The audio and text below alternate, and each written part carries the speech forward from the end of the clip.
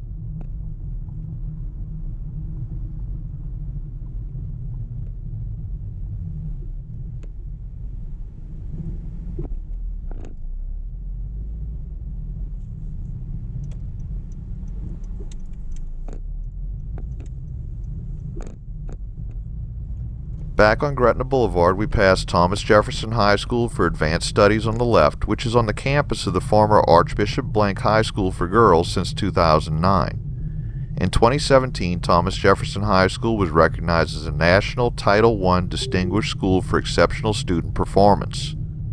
We conclude our video here at Stump Boulevard. Thank you for watching. If you'd like to help support our channel, please check out our merchandise at 504roadtrips.spreadshirt.com. If you like this video, please give us a thumbs up, post a comment, subscribe, share and follow us on social media, and join us for our next 504 road trip.